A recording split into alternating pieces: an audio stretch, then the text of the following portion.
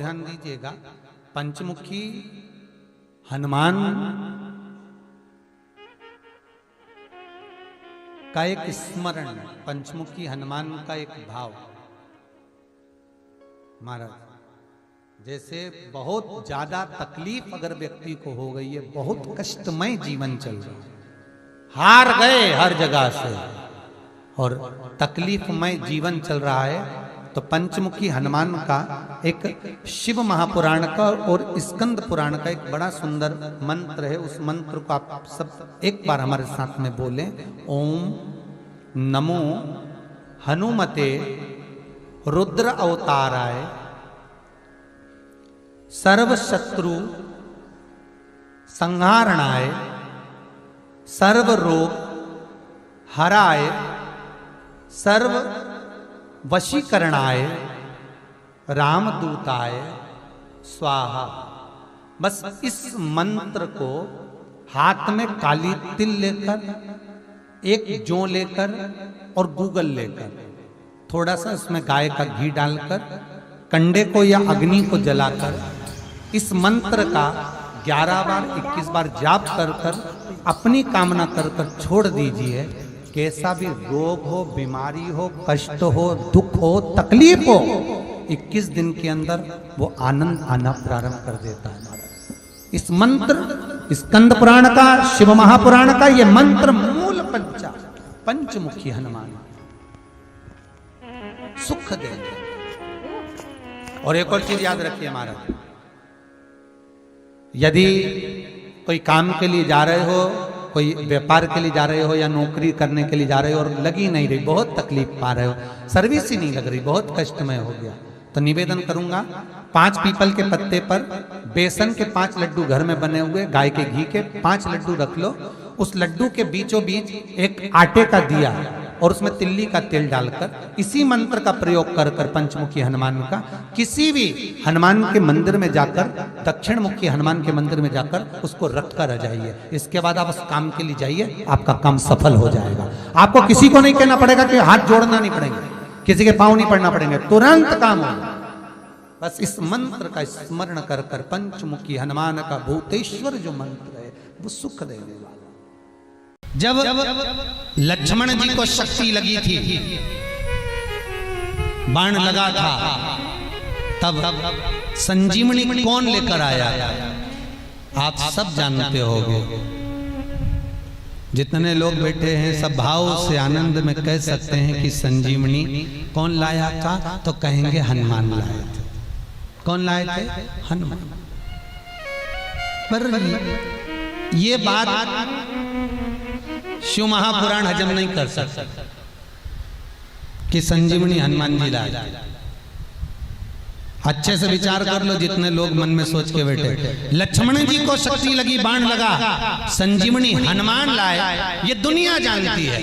पर शिव रामचरितमानस कहती है कि संजीवनी लाने वाले हनुमान नहीं थे, कौन ला रहा है ये अभी मालूम पड़े। जब हनुमान जी संजीवनी लेकर चले तब हनुमान जी को लगा अगर मैं समय पर नहीं पहुंचा लक्ष्मण मर जाएगा, लक्ष्मण को अगर जीवित रख सकता हूं तो मैं रख सकता हूं, इसलिए मुझे जल्दी पहुंचना होगा। राम जी जान गए, हनुमान के मन में अहंकार आ गया, मेरे पास रहने वाले के भीतर अगर अभिमान आ जाएगा तो ये क्या कर पाएगा, और हनुमान अभिमान कर रहा है। तभी राम जी ने लीला रच दी। हनुमान जी निकल रहे थे अवध से और राम जी ने इशारा कर दिया, भरत जी ने बाण छोड़ दिया, हनुमान के पांव में लगा, हनुमान जमीन पर गिर गए, जमीन पर गिर।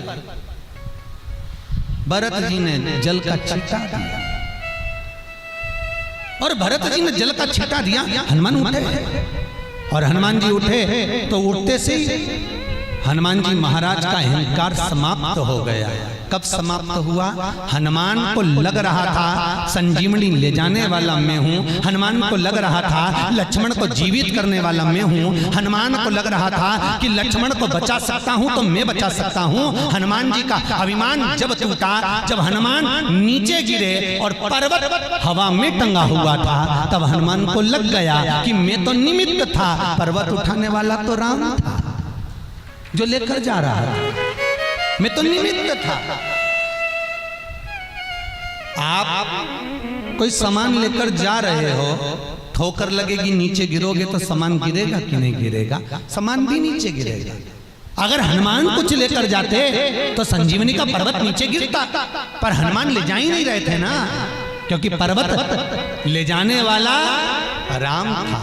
मेरे राम ने तो हनुमान को निमित्त बनाया। इतने में उर्मिला जी को मालूम पड़ गया कि हनुमान आए हैं। हनुमान जी ने भरत जी से कहा कि मुझे उर्मिला से मिला दो, जो लक्ष्मण जी की धर्म पत्नी है। मैं जानना चाहता हूं, उनको सूचना देना चाहता हूं कि उनका पति अंतिम सांसें गिन रहा है, अंतिम सांसें गिन रहे। बुलाया उर्मिला जी को। उर्मिला जी को देखकर हनुमान जी ने देखा और प्रणाम करा। प्रणाम कर कर कहा, माता आपको मालूम है, आपको मालूम है आपके पति को बाण लगा है, अंतिम सांसें चल रही हैं, मुझे समय पर पहुंचना होगा, आपको मालूम है? और उर्मिला जी ने कहा, फालतू की बात मत कर रहे हनुमान, तो क्या बोल रहा है कि मेरे पति को बाण लगा है? मेरे पति को बाण नहीं लग सकता। हनुमान जी बोले, बात सुनकर माता का बुद्धि चली गई, विवेक चले गया। मेरे पति को बाण नहीं लगा। उर्मिला जी कहती हैं, मेरे पति को बाण लग भी नहीं सकता। हनुमान जी कहते, मैं खुद देख कर आया हूँ, तुम्हारे पति को बाण लगा है और भूमि पर पड़े हैं। उर्मिला जी ने कहा, सुन रहे हनुमान, एक बात मुझे बता दे, मेरे पति को बाण लगा है, मेरा पति भूमि पर पड़ा है, वहां रो कौन रहा है? कौन रो रहा है वहां? जहां मेरा पति मूर्छा खाकर पड़ा, वह रो कौन रहा है? हनुमान जी कहते हैं, वहां रोने वाले तो राम जी बैठे हैं, केवल राम रो रहे हैं, राम की आंखों में अश्रु हैं। उर्मिला जी कहती, हनुमान, अगर कांटा तुझे चुभेगा तो दर्द किसको होगा? हनुमान कहते हैं, कांटा मुझे चुभेगा तो दर्द भी मुझे होगा। उर्मिला जी कहती हैं, कान के कीड़े झड़ा ले हनुमान, मेरा पति के रोम रोम में राम समाया था, जहां बाण लगा वहां भी राम था, इसलिए राम रो रहे हैं, मेरे पति सो रहे हैं। राम रो रहे हैं, मेरे पति तो केवल सो रहे हैं। तो उर्मिला जी बोली तो हनुमान जी बोले, सो रहे हैं, मूर्छा में पड़े, तुम्हें क्या मालूम? अरे हनुमान, मेरे पति मूर्छा में नहीं पड़े, मेरे राम जी बड़े दयालु हैं, उनको मालूम है लक्ष्मण जी ने संकल्प लिया था 14 वर्ष तक नारी और निंद्रा त्यागता, 14 वर्ष तक नारी और निंद्रा त्यागता हूं, पर मेरे राम बड़े दयालु हैं, उनको लगा होगा 14 साल नहीं सोएगा तो अयोध्या जाके बीमार पड़ जाएगा, युद्ध कैसे लड़ेगा? 2 दिन व्यक्ति अच्छे से नहीं सोता तो दुकान नहीं चला पाता, मां मुंगेरी राम का हसीन सपना बन जाता। तो इतना बड़ा युद्ध लंकाधिपति रावण से है और रावण से युद्ध करने जा रहा है, और मेरा भाई अगर निंद्रा नहीं लिया, मेरा भाई नहीं सोया तो युद्ध कैसे लड़ेगा? इसलिए मेरे राम दयालु ने युद्ध के मैदान में युद्ध लड़वाने से पहले मेरे लक्ष्मण को सुला दिया है। ऐसा मेरा राम है, ऐसा मेरा राम, उसे पहचानना कठिन है, कोई नहीं जान सकता। हमें लगता है हम करा रहे हैं, हमें लगता है मैं कर रहा हूं, हमें लगता है मैंने करा है, मैं क्यों? मेरा मेरा कहना तो मनुष्य की आदत बन गई है। घर किसका? मेरा। परिवार किसका? मेरा। पुत्र किसका? मेरा। धन किसका? मेरा। मैं कर मर गए। एक महाराज प्रवचन में कह रहे थे, अब महाराज तो महाराज कथा बाच रहे थे तो कथा में कह दिया, मेरे मुख से 7 दिन तक गंगा बहेगी, तुम सब डुबकी लगा, सब नहाओ, खूब गोते लगा। एक बेचारा गांव का आदमी बैठा था, घर चले गए, पत्नी को आवाज लगाया, अरे सुनती है? पत्नी ने पूछा क्या है? वो पिताजी की अस्थियां धरी थी, कहां है? पत्नी बोली 4 साल बाद आज याद आई अस्थियों की। पति बोला फालतू की बात मत कर, पिताजी की अस्थियां दे दे। वो रखी लाल झोली में, लाल झोली में से कबेलू में से अस्थियां निकाली, सिलबट्टे पर रख के उनके दोच दिया, पीस दिया। पत्नी बोली, बाप की अस्थियों को काय को दोच रहे हो, इनको गंगा जी लेकर जाना है। पति बोला, तू चुप रहे, जब गांव में गंगा आ गई तो काय को गंगा जाना, तो इनको पीस क्यों रहे हो? पति बोला, जहां से गंगा निकल रही वो जगह छोटी सी है। अरे तो इनका करोगे क्या? तो क्या गंगा में तो खवाऊंगा, तू ही तो बोली थी गंगा में खवाना, तो वही तो खवाने जा रहा हूं। अब वो अस्थियों को पीस के पूड़िया बना के अच्छी बढ़िया गुरुड़ मुरुड़ करके और बैठ गया कथा में। और महाराज जी फिर दूसरे दिन बोले, मेरे मुख से 7 दिन तक गंगा बहेगी, तुम सब डुबकी लगा। उसने कहा, रुको महाराज, प्रसाद था। बलिया आया, महाराज जी को व्यासपीठ पे दे दिया। देते से महाराज जी ने व्यासपीठ पे खाया। जैसे खाया तो वो तो मुंह से चर्र बोले। अब जैसे चर्र बोले तो महाराज जी ने पूछा, क्यों रे, क्या खवा दो, क्या खवाया? वो बोला, महाराज पिताजी की अस्थियां धरी थी 4 साल से, सारे घर के लोग बोल रहे थे गंगा में खवा, गंगा में खवा। मेरे पास इतना पैसा नहीं था, आप 2 दिन से कह रहे मेरे मुंह से गंगा बहेगी, तो मैंने सोचा यहीं खवा दूं, यहीं खवा। इसलिए मेरा निवेदन है, कभी मुंह से मत बोलना कि मैं तो कहना ही नहीं तो मालूम पड़ेगा इनका खवा के चले गया तो नहीं, मेरा है। बाबा भोलेनाथ हो और शिव के सिवा दूसरा कोई, केवल शंकर अवघड़ दाना। शंकर और पार्वती सज धज कर तुमरुका जी के पास जाकर शिव महापुराण की कथा श्रवण कर। शंकर भगवान से तुमरुका जी ने कहा, आप यजमान बनकर बैठ रहे हो। शंकर पार्वती कहते हैं, सुनो तुमरुका, शिव महापुराण का अगर कोई वाचन करवाएगा तो उसका यजमान कोई दूसरा नहीं होगा। जो यजमान बनकर बैठेगा वो शंकर और पार्वती ही होंगे, कोई दूसरा नहीं होगा। सब्सक्राइब करें टोटल भक्ति को। अब हमारे वीडियोस को सबसे पहले देखने के लिए बेल आइकन को दबाना ना भूलें। जो अधिक मास के, पुरुषोत्तम मास के इस पवित्र अवसर पर, मल मास के पवित्र अवसर पर आप सभी इस पवित्र कथा को श्रवण करने के लिए आए हैं। आपकी दृढ़ भक्ति को देखकर हम आपके चरणों को नमन करते हैं, जो आप लाखों की संख्या में यहाँ पर हैं। शिव की बोल बम का नारा है, श्री शिवाय सारी समस्या का हल। भगवान शिव जो संपूर्ण जगत का कल्याण करने वाले हैं, संपूर्ण जगत का उद्धार करने वाले हैं। ये कथा केवल श्रवण करने के लिए नहीं है,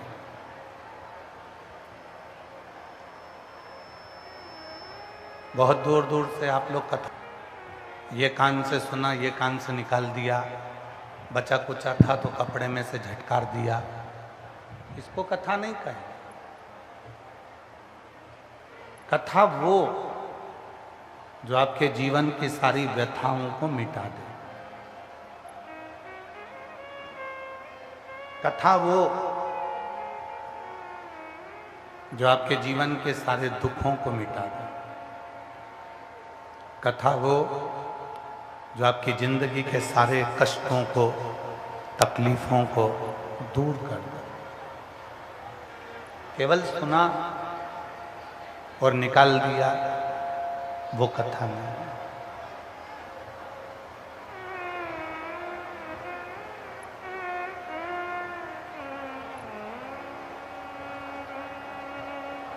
और भोलेनाथ दया करना,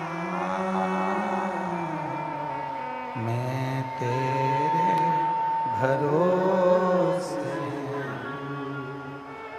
भोलेनाथ दया करना, मैं तेरे भरोसे हूँ। ना घर के भरोसे हूँ, ना परिवार के भरोसे हूँ, ना घर के भरोसे हूँ, ना परिवार के भरोसे हूँ। मेरे बाबा दया करना, मैं तेरे भरोसे हूँ। भोलेनाथ दया करना, मैं तेरे भरोसे हूँ। हम और आप संसार में जन्म तो ले लिया, पर किसके आश्रित होकर आए, किसके भरोसे आए? संसार वालों के भरोसे होकर रहेंगे तो जिंदगी फिर व्यर्थ हो जाए। परिवार वालों के भरोसे रहेंगे तो एक दिन ये मसान में ले जाकर, शमशान में ले जाकर छोड़ दें।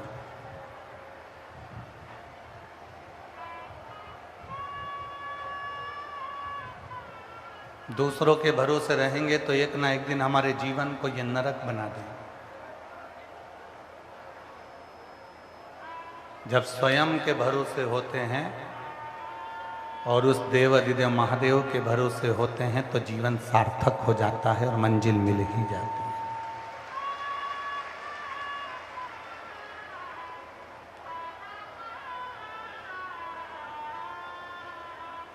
आपको मालूम होगा, अंतरिक्ष पर जाने वाली सबसे पहली महिला इसी हरियाणा के करनाल की थी, कल्पना चावला।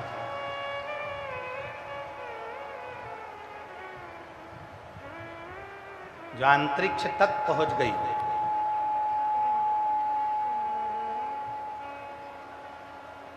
प्रथम महिला ऐसी हुई जिसने अंतरिक्ष तक पहुंचने का प्रयास किया। और वो पूरे करनाल वालों को ये सीख देकर गई है कि जब एक महिला अंतरिक्ष तक पहुंच सकती है तो एक महिला शिव के चरणारविंद तक भी पहुंच सकती है, अपनी मंजिल तक भी पहुंच सकती है। वो डॉक्टर भी बन सकती है, वो इंजीनियर भी बन सकती है, वो कलेक्टर भी बन सकती है, वो आईजी, डीआईजी, कमिश्नर भी बन सकती है और वो बड़े से बड़े पद पर बैठ सकती है।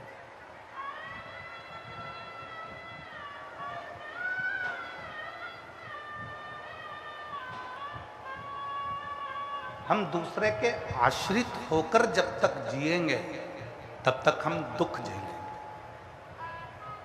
तब तक हमारी जिंदगी में दुख बना रहेगा। और जिस दिन हमने ये सोच लिया कि हम दूसरे के आश्रित नहीं, हम उस परमात्मा के आश्रित हैं और अपने विश्वास पर जी रहे हैं, उस दिन फिर दुख नहीं है, तकलीफ नहीं।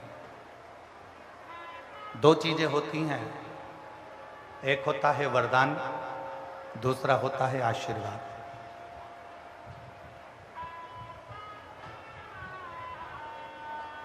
एक वरदान है और एक आशीर्वाद, दो चीजें।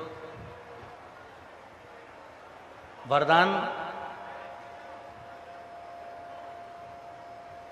किसी को भी मिल सकता है,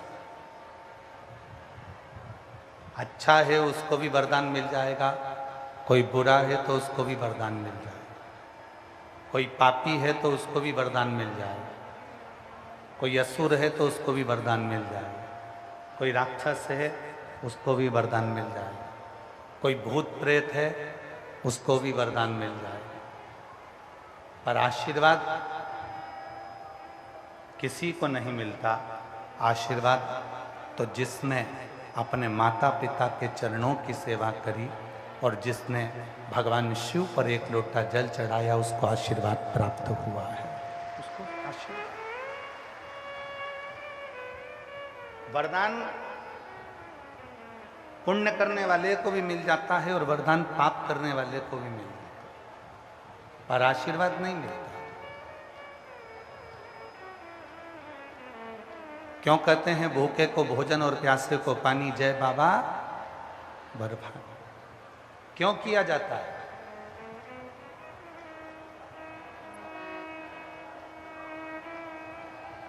क्यों कहते हैं कि भूखे को भोजन प्यासे को पानी, जय बाबा बर्फानी? इसका मतलब क्या है?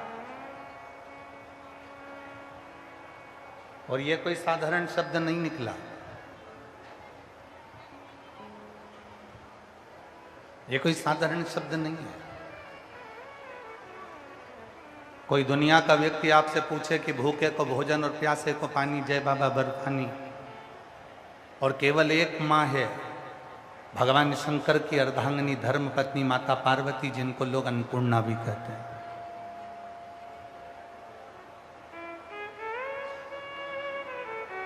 केवल एक है, बहुत सारे होंगे। कोई कहेगा ये द्वारका के नाथ हैं, कोई कहेंगे ये जगन्नाथ है, कोई कहेंगे ये बद्रीनाथ हैं, कोई कहेंगे ये नाथ हैं, पर एक ऐसे नाथ हैं जिनको विश्व का नाथ कहा जाता है, जिनको विश्वनाथ कहा जाता है।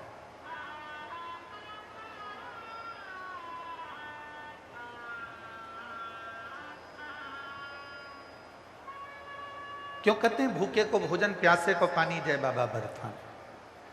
क्यों व्यासपीठ बार बार कहती है कि जितने शिव भक्त आए शिव महापुराण की कथा में उनके मुख को झूठा करा, अपने साथ पानी की 2 बोतल लेकर चलो, एक खुद के लिए, एक अपनी अड़ोसन पड़ोसन पीछे वाली धड़ोसन के लिए। छाता लेकर चलो, बिछाने का आसन लेकर चलो। क्यों कहती है शिवपुराण की जितने शिव भक्त आपके नगर में आए, जितने शिव भक्त आपके कथा श्रवण करने आए, उनको पानी पिला दो, टॉफी खिला दो, बिस्कुट खिला दो, कुछ भी खिलाओ, पर उनका मुख झूठा जरूर करो। ये केवल सीहोर वाले बाबा का बोला हुआ नहीं है, ये कभी मौका लगे तो भगवान श्री अमरनाथ जी का चरित्र पढ़िएगा स्कंद पुराण। भगवान शंकर माता पार्वती जी को अमर कथा श्रवण करा।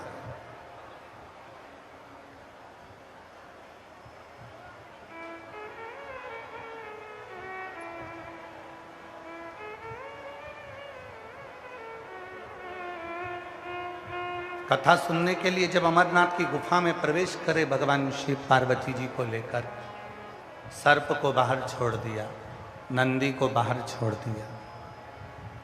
भगवान शंकर के साथ में कोई नहीं गया, गई तो केवल एक माता पार्वती जी थी।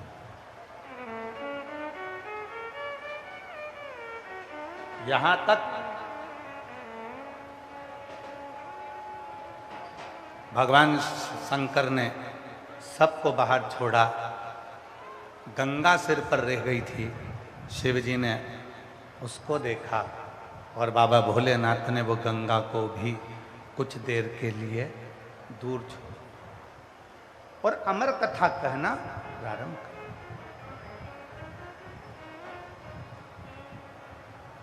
कथा चलते चलते चलते चलते 3 दिन निकल गए। अब जब जब कथा होती है तो उसमें कुछ ना कुछ अड़चन जरूर आता है।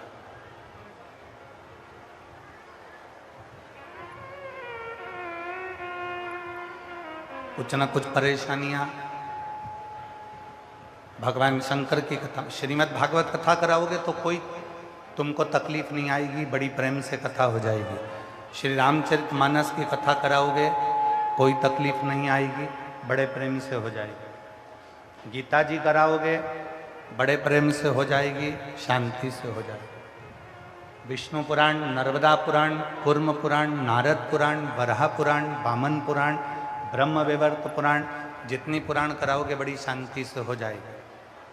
पर एक कथा, और वो कथा है शिव महापुराण की कथा। ये साधारणता से नहीं होती।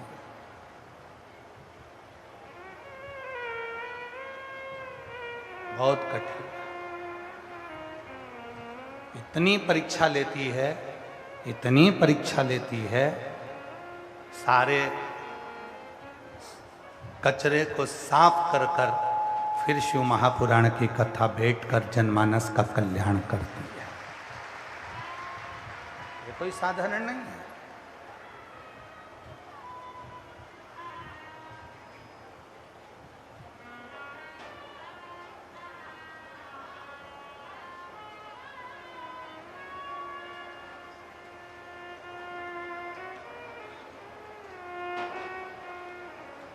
इसको पहचानो।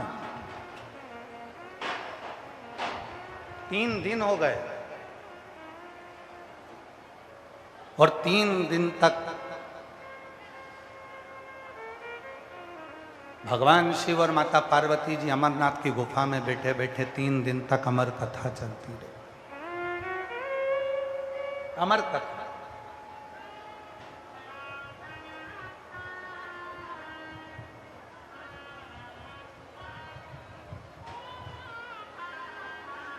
पार्वती जी के कानों में शब्द गए,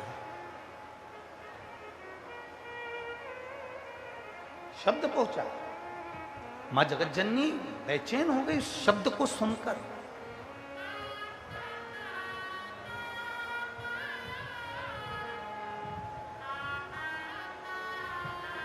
बाबा बाबा सब कहे, माता कहे ना कोई। एक बार जो माता कहे, सब मनोरथ पूर्ण होई। अभी तक जितने पुकार रहे थे बाबा बाबा बाबा बाबा बाबा बाबा कहकर पुकार रहे थे, और अब शब्द माता के कानों में पड़ गया। माँ दुर्गा, भवानी, जगत जननी, माँ आद्य शक्ति, माँ अम्बा जगदम्बा, माँ वैष्णव रानी, माँ जगत जननी ज्वाला देवी के कानों में पड़ गया। माँ चामुंडा, कुष्मांडा, स्कंदा के कानों में पड़ गया। शब्द कानों में गए। पार्वती जी बेचैन, माँ जगतजननी, जगदम्बा, अम्बा, दुर्गा, भवानी बेचैन।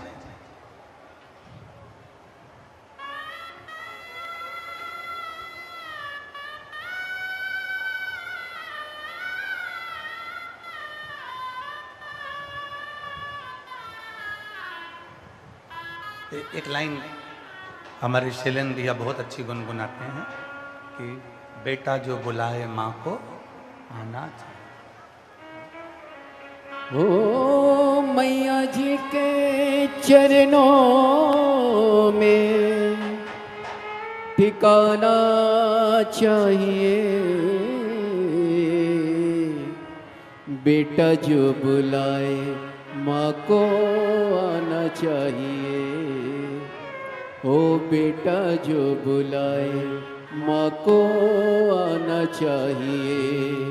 ओ मैया जी के चरणों में ठिकाना चाहिए, बेटा जो बुलाए माँ को आना चाहिए। माँ जगतजननी, जगदम्बा, दुर्गा, भवानी के कानों में शब्द पड़ा और माँ बेचैन, माँ बेचैन। उनके मुंह शब्द सुनते से उनकी बेचैनी बढ़ गई। शब्द सुनते से वो बेचैन, कानों में शब्द जाते से वो बेचैन। बाबा बाबा सब कहे और माता कहे ना कोई। 3 दिन जब विश्व का भरण पोषण करने वाला विश्वनाथ, दुनिया को अन्न देने वाली अन्नपूर्णा स्वयं 3 दिन तक जब गुफा में बंद हो जाए, गुफा के अंदर जाकर बैठ जाए, तो पूरे विश्व को ना तो भोजन मिलेगा, ना पानी मिलेगा, ना अन्न मिलेगा, ना कुछ। जब विश्व का नाथ स्वयं विश्वनाथ अमरनाथ की गुफा में जाकर बैठ गए, भोजन पानी सब बंद, चीख पड़े लोग, आवाज लगाने लगे, बाबा बाबा बाबा बाबा। पर बाबा तो कथा कहने में लगे थे, स्मरण नहीं गया। पर जो कथा सुन रही थी वो माँ जगत जननी के कानों में शब्द पहुंच गया, वो माँ जगदम्बा के कानों में शब्द पहुंच गया।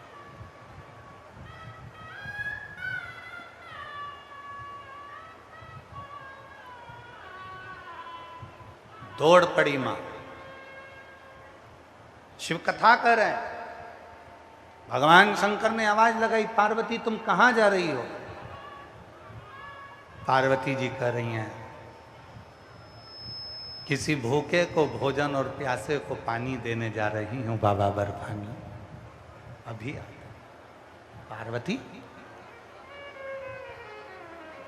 कथा छूट जाएगी, तुमको दोष लग जाएगा। कथा रह गई तो तुमको दोष लगेगा। पार्वती जी कहती हैं, किसी का पेट भरकर और किसी का मुख झूठा कराकर मुझे विश्वास से जो सुख मिलेगा वो सुख जीवन में कभी नहीं मिलेगा। माँ जगत जननी 3 दिन की अमरनाथ की कथा श्रवण कर कर ओझल होती हैं और सबका पेट भरकर सबका मुख झूठा कराकर फिर कथा सुनने बैठती हैं। तो भगवान शंकर ने कह दिया, पार्वती देवताओं को श्राप लगाए कि इनके घर में संतान नहीं होगी, और ये श्राप किसी और का नहीं, दधीचि ऋषि की धर्मपत्नी सुवार्च का है। मैं गर्भ से हूं और तुमने मेरे पति के प्राण ले लिए। मैं श्राप देती हूं किसी देवता की पत्नी गर्भित नहीं होगी। जरा ध्यान देना कथा पर। अधिक मास के पवित्र अवसर पर, पुरुषोत्तम मास के पवित्र अवसर पर घरोड़ा की पवित्र भूमि अनाज मंडी में यह कथा प्रारंभ हुई है। हरियाणा के करनाल में पार्वती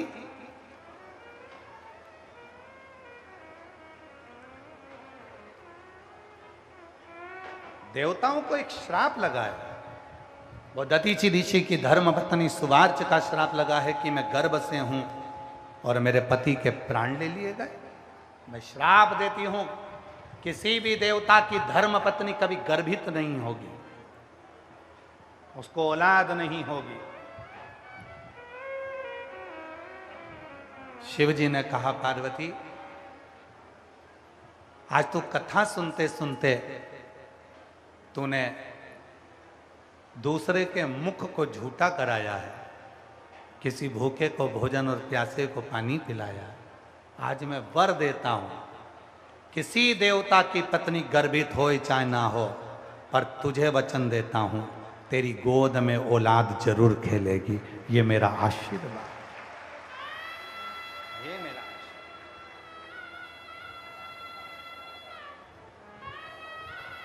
कहीं से भी आए। एक पत्र है, करनाल का पहला पत्र इस घरोड़ा अनाज मंडी से पढ़ा जा रहा है। जिसका भी पत्र है, प्रथम पत्र होने पर आपको बहुत बहुत बधाई हो। शिव जी की कृपा आप पर बनी रहे, यही भाव रखें।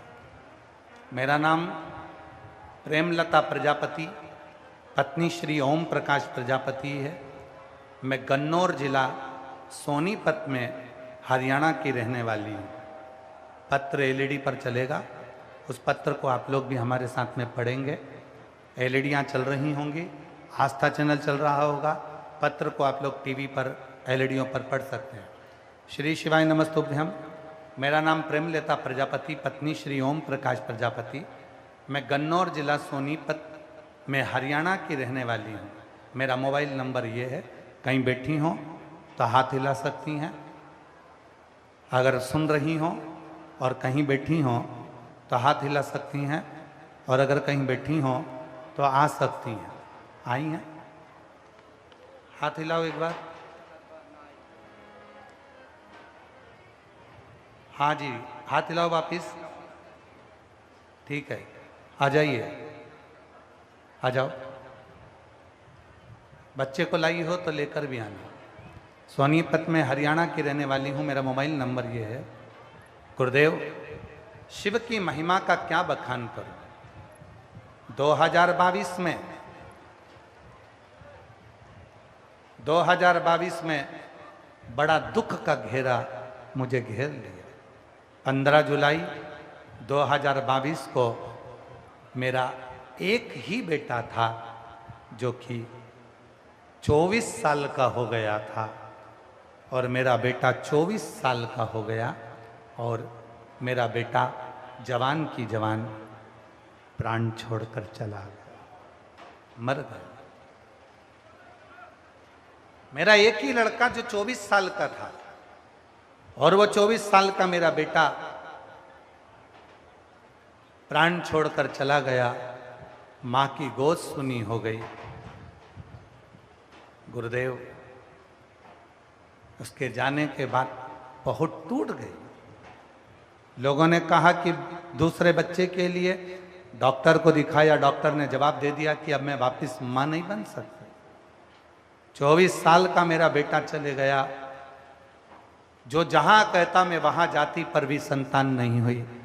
तब किसी मेरे पड़ोसन की एक बहन ने मुझसे कहा, गिजी जी, वो सियोर वाला बाबा पशुपति नाथ का व्रत करवाने का बोलता है, तुम पशुपति व्रत करो, सीहोर जाओ, कंकर शंकर की पूजन करते।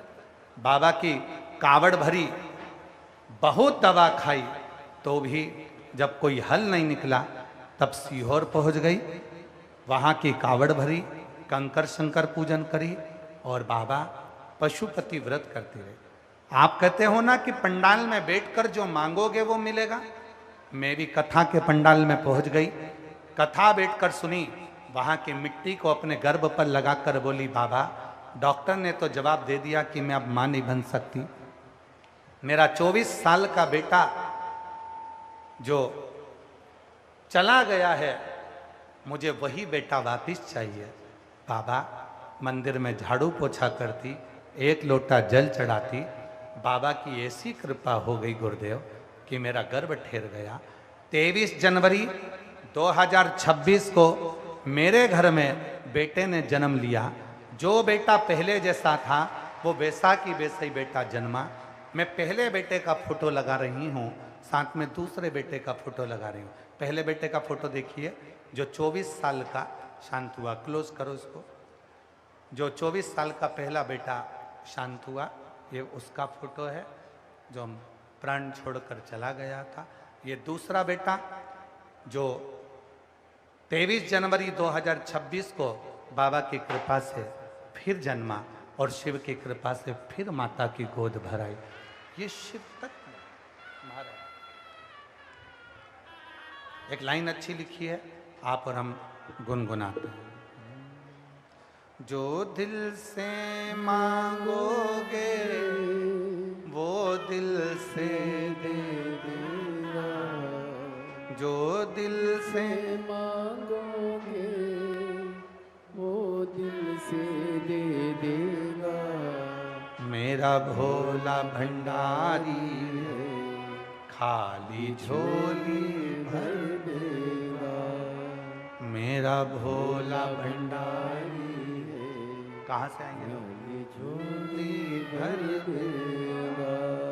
जो दिल से मांगोगे वो दिल से दे देगा। जो दिल से मांगोगे वो दिल से दे देगा। मेरा भोला भंडारी खाली झोली भर देगा। मेरा भोला भंडारी खाली झोली भर देगा। मस्तक पे चंदा है उजियारा कर देगा, मस्तक पे। चंदा दीनानाथ की आवाज बढ़ा, दीनानाथ की आवाज उजियारा कर देगा, सिलन की बढ़ा।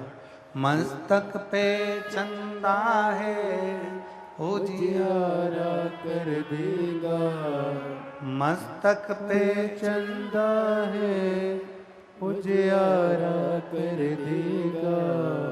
मेरा भोला भंडारी है, खाली झोली भर देगा। मेरा भोला भंडारी है, खाली झोली भर देगा। शिव है, शंकर है, ओगरदानी है, त्रिकालदर्शी है, कैलाशी है, अविनाशी है, वो साधारण नहीं है। प्रेशर बढ़ा, वो साधारण नहीं है। भूखे को भोजन, प्यासे को पानी, जय बाबा बर्फानी, कोई ऐसे ही नहीं कह देता।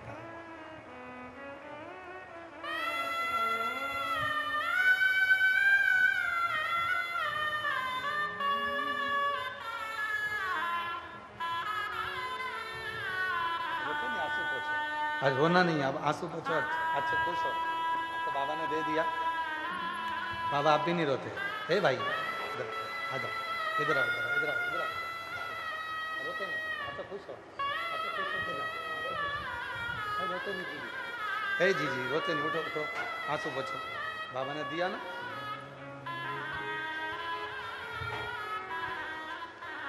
शंभू तेरे दरबार में बाबा निराली शान देखी है, तेरे दरबार में बाबा निराली शान देखी है। तुझे देते नहीं देखा, पर झोली भरी देखी है। मुख दुनिया मोड़ेगी, बाबा तू है ना। 24 साल का बेटा मर गया था। लोग तो कहे थे, डॉक्टर ने कह दिया था कभी मां नहीं बनेगी, पर कथा में पहुंच गई, पंडाल में बैठ गई, घर से लेकर थोड़ी सी रोटी बनाकर ले जाती, चटनी ले जाती और आसपास वालों को खिला देती। सुना था भूखे को भोजन, प्यासे को पानी, जय बाबा बर्फानी। कथा सुनने वाले साधारण इंसान नहीं आते, शिव स्वयं कथा के पंडाल में भक्त के रूप में आकर बैठता है। उसको भोग लगा दिया, उसने दे दिया, उसको लगा।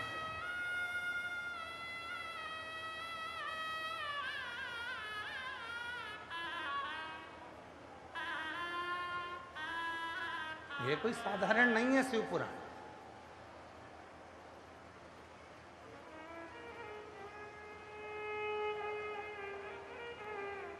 घनुडा की, करनाल की 36 कौम मिलकर यह कथा करवा रही है। यह कथा कोई साधारण नहीं है।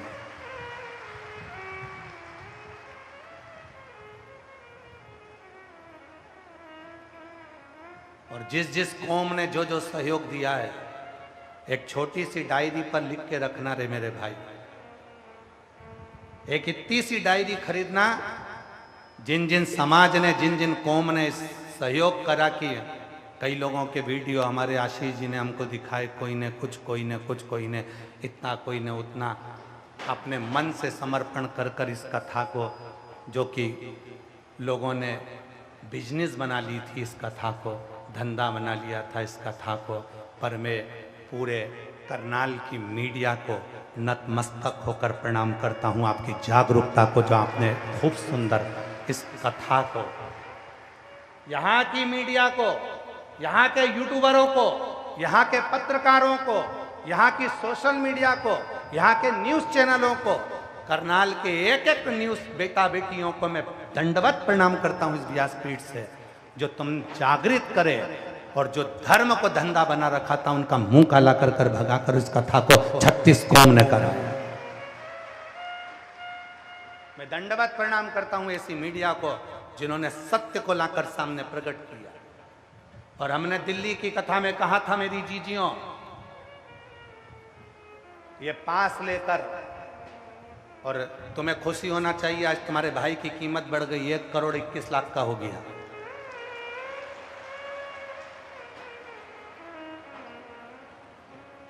अब तुम भी शान से कह सकती हो मेरा भैया करोड़ों का है, सीहोर वाला बाबा। कोई ने कहा 71 लाख का हो गया, कोई ने कहा 61 लाख का हो गया, कोई ने कह दिया 1,21,00,000 का हो गया, कोई ने कह दिया इतने लाख का हो गया। तुम्हें खुशी होना चाहिए। अभी हम आए कल तो किसी ने कहा गुरुजी आपके लिए इतना इतना कहा, लोगों ने, आपको बुरा नहीं लगा? हमने उनसे कहा भैया एक बात सुनो, नमक पूरे शरीर पर लगाओ पर शरीर पर वो नमक जलन नहीं करता। जलन कब करेगा? जब वहां कट लगा होगा, कटा होगा, नमक लगाओगे तो जलेगा। हमें जब कट ही नहीं लगा तो जलने वाली बात क्या है? जिसको कट लगा होगा जलेगा, उसको कोई 1,21,00,000 बोल दे, कोई 50 करोड़ बोल दे, कोई 25 करोड़ बोल दे, कोई 70 लाख बोल दे, कोई 90 लाख बोल दे, उससे बोलने से होगा क्या? मेरा बाबा कुबेरेश्वर महादेव है, जब वो तुमको दे सकता है तो क्या सीहोर वाले बाबा को नहीं दे सकता? विचार करिएगा जरा।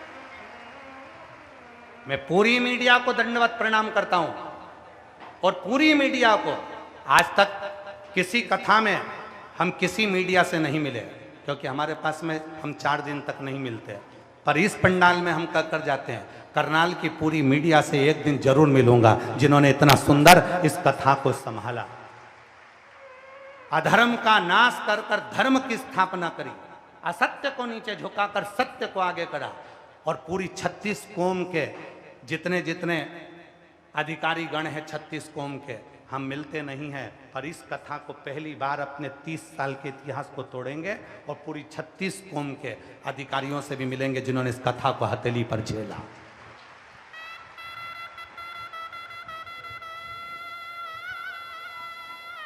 बोल बम का नारा है,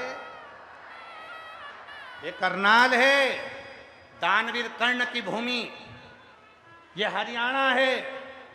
वे हरियाणा प्रदेश जब पूरे विश्व को वो अन्न पैदा कर कर हरियाणा का किसान खिला सकता है पूरे भारत को, तो क्या शिव भक्तों को नहीं खिला सकता था?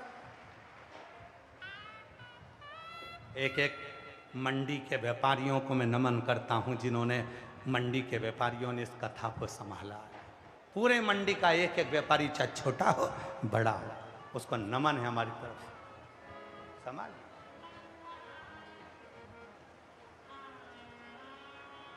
जो दिल से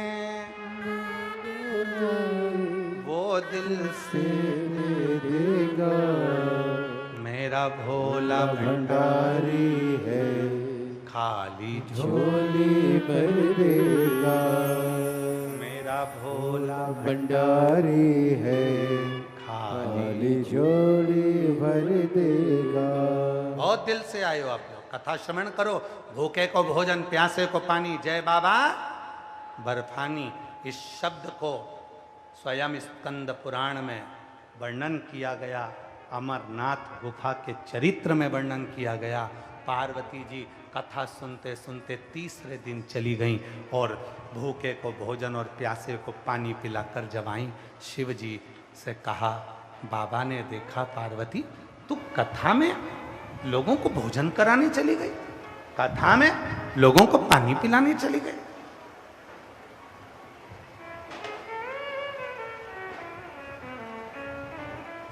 होती है, बहुत कथा चलती है। कोई कथा को कैसे सुनना चाहिए, तुम्हारा मन पड़े वैसे सुनना चाहिए।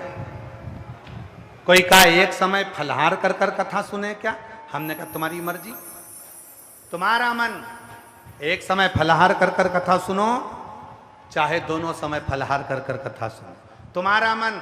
एक समय फलहार करूं, दूसरी तरफ भोजन करूं, तुम्हारा मन। दोनों समय भोजन कर कर कथा सुनो, तुम्हारी मर्जी। और दोनों समय में भी काम नहीं चले तो टिफिन लेके कथा में चलो, वहीं बैठ के चरो, पर कथा जरूर सुनो। कथा सुनना मूल है।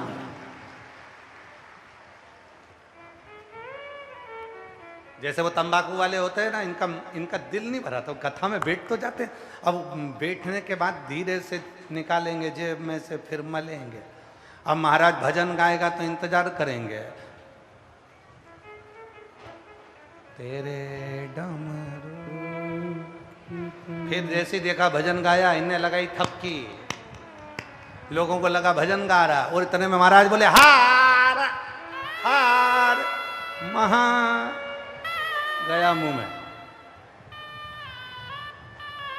इन्हें कोई मतलब नहीं, इनका तो बस अपना कहीं पर भी रहे, पर भाव शुद्ध होना चाहिए, दिल शुद्ध होना चाहिए, मन शुद्ध होना चाहिए। मेरे शिव को तुम्हारा धन नहीं, मेरे शिव को तुम्हारी दौलत नहीं, मेरे शिव को तुम्हारी संपदा नहीं, मेरे शिव को एक करनाल वाली मेरी जीजियों, मेरे जीजाओं, मेरी बेटियों, मेरे बेटाओं, मेरे बुजुर्ग माँ बाप, बस जैसे करनाल के लोगों की भक्ति है, और तुम्हारा 2 लोटा जल, 1 लोटा जल इस कथा को करवा कर ही माना, वो भक्ति चाहिए, वो भक्ति। आज दिखा दिया करनाल ने कि यह दानवीर कर्ण की भूमि है। आज दिखा दिया करनाल ने, आज दिखा दिया घरुंडा ने कि ये वो कर्ण की भूमि है, दानवीर कर्ण की। वो कर्ण जो साधारण नहीं था। अर्जुन को एक बार अहंकार आ गया था, और अर्जुन ने कहा मेरे बराबर कोई दान नहीं कर सकता। भगवान कृष्ण ने एक सोने का पहाड़ बना दिया। अर्जुन से कहा, अर्जुन मेरा मन है ये सोने के पहाड़ पर जितना भी सोना है तू दान कर दे। अर्जुन ने कहा ठीक है। पूरे नगर में सूचना कर दी, कल अर्जुन सोना दान करेंगे, आ जाओ। लाइन लग गई सोना दान करने की। अर्जुन ने किसी को 1 तगाड़ी सोना, किसी को 2 तगाड़ी सोना, किसी को इतना सोना, किसी को कम सोना, किसी को ज्यादा सोना, अर्जुन ने देना चालू करा। सोना कम नहीं हुआ, अर्जुन थक गए, भगवान के पास गए, सोना तो खत्म ही नहीं हो रहा। भगवान ने कहा तो फिर अर्जुन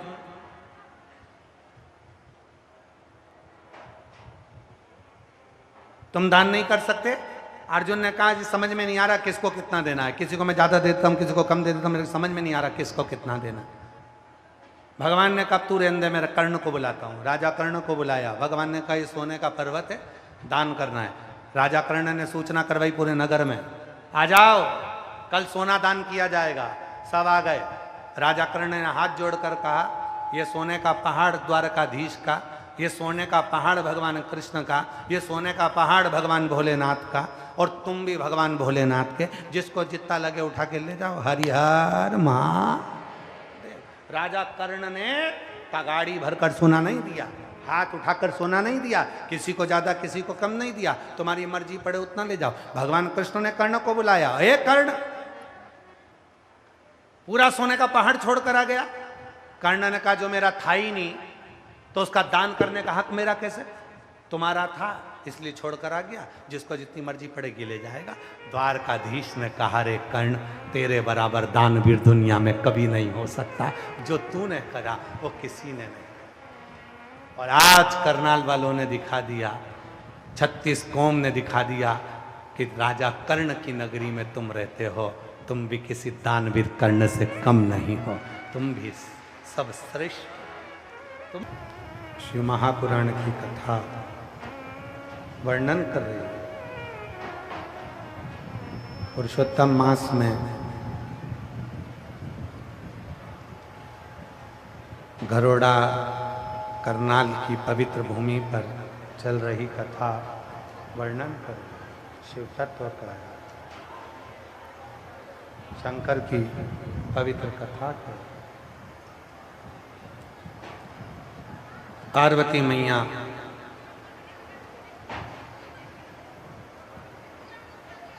वापिस आई। शिव जी ने उनको आशीर्वाद दे दिया, संतान औलाद आशीर्वाद।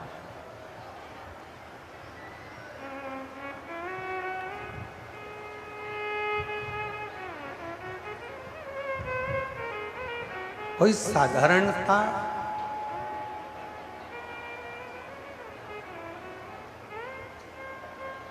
नहीं है, आपके पास ढेर सारा धन, आप बहुत बड़ा भंडारा नहीं कर सकते, हर किसी को अपनी पानी की बोतल में से पानी तो दे सकते। एक पत्र है,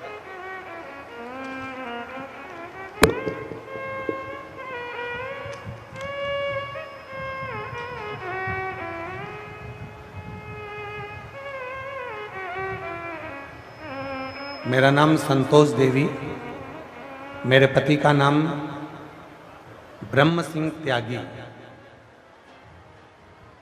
मैं गांव बिजना जिला करनाल की रहने वाली हूँ। मेरा मोबाइल नंबर ये है,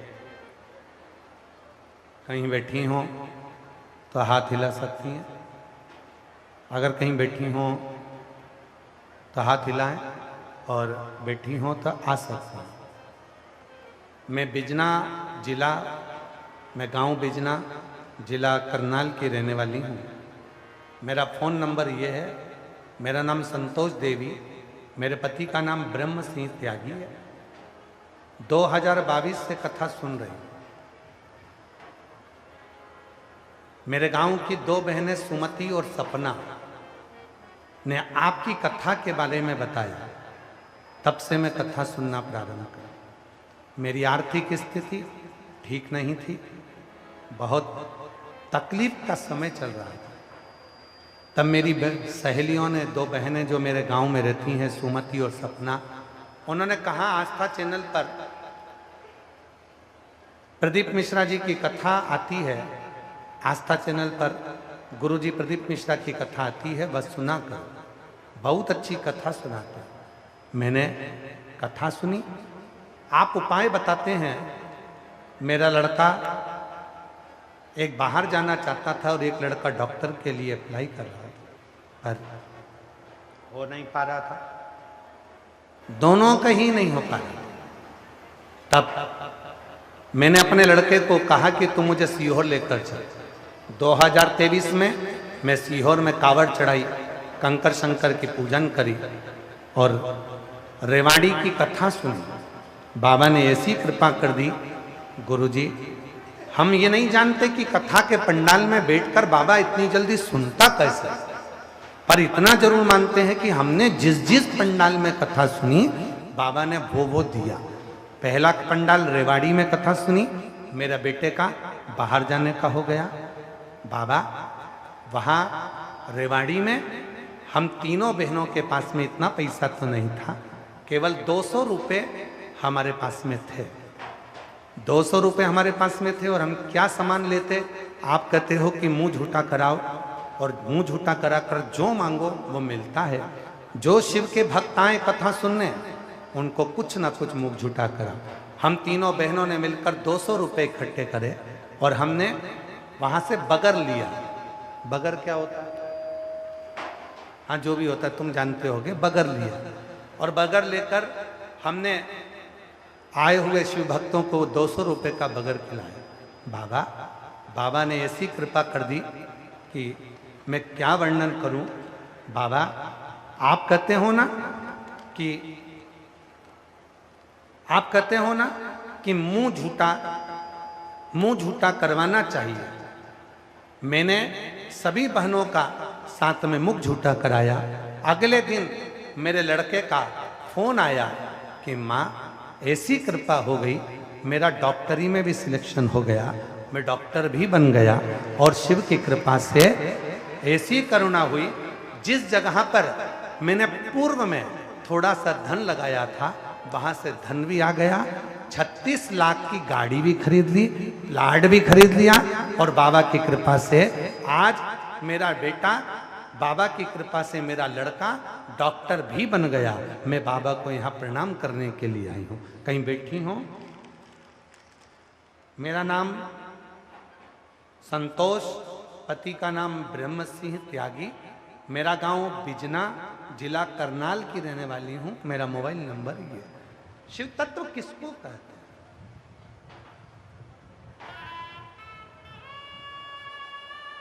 केवल कथा नहीं सुनना है, केवल कथा श्रवण नहीं करना है, हमें शिव को महसूस करना है, हमें भगवान शंकर को अपने भीतर महसूस करना है।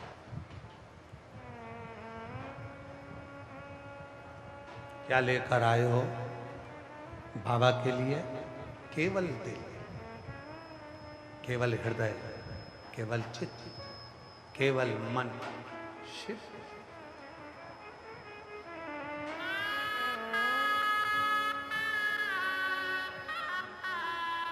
ऐसे दयालु नाथ से रिश्ता बनाइए, ऐसे दयालु नाथ से रिश्ता बनाइए। फिर निवेदन करूं, 36 कौम इस कथा को करा रही है। जिसने जितना दिया एक छोटी सी डायरी पर लिख कर रखना कि हमने इस कथा में 5 रुपए का पानी पिलाया था, 10 रुपए का बिस्कुट खिलाया था, लिख के रखो। 3 महीने के बाद, और 3 महीने में जाने दो, अगर आपके नजदीक में भटिंडा में जब कथा हो तब बताने के लिए आना कि बाबा ने तुमको क्या दिया।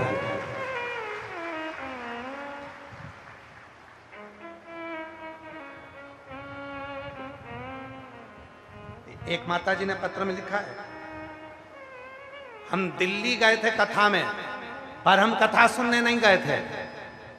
तो नीचे लिखा कथा सुनने नहीं गए थे, हम तो बाबा को निमंत्रण देने गए थे कि हमारे करनाल में आओ। और एक बहन जी बैठी है, हम कुरुक्षेत्र से आए, कथा सुनने नहीं आए, बाबा को निमंत्रण देने आए, आगे और खसक जा।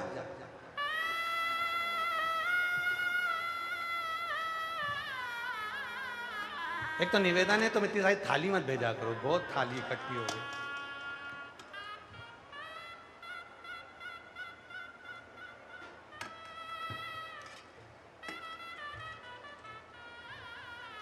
अब हम थाली संभालें, लेटर संभालें।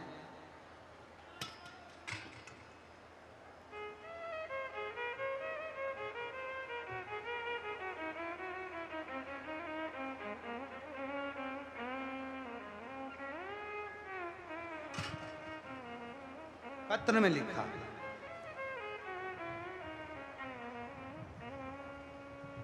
शिव दे।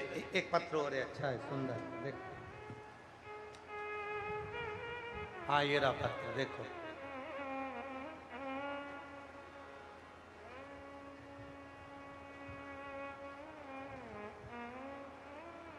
पुष्पा सेनी,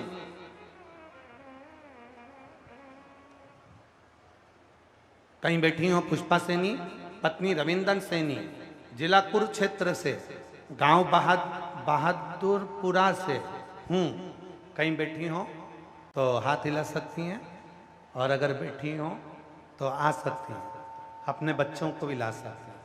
कई साल हो गए थे शादी को, जब संतान नहीं हुई, डॉक्टरों को दिखा लिया, औलाद का सुख नहीं आया, तब डॉक्टरों के पास गई, दवाई खाई, लेकिन आराम नहीं हुआ। मैंने भगवान पर विश्वास बनाए रखा। जुलाई 2022 में दिन दोपहर में टीवी पर कथा देखी, चैनल बदलते बदलते आपकी कथा आ रही थी। मैंने 2-4 मिनट की कथा सुनी तो मेरा मन लग गया, और मैं हर रोज कथा सुनने लगी। आप सफेद आंकड़े की जड़ का उपाय बता रहे थे, तो मैंने विश्वास भी पक्का हो गया, और मैंने 13 फरवरी 2023 को आंकड़े की जड़ अपनी कमर पर बांध ली, पशुपति व्रत भी कर लिया।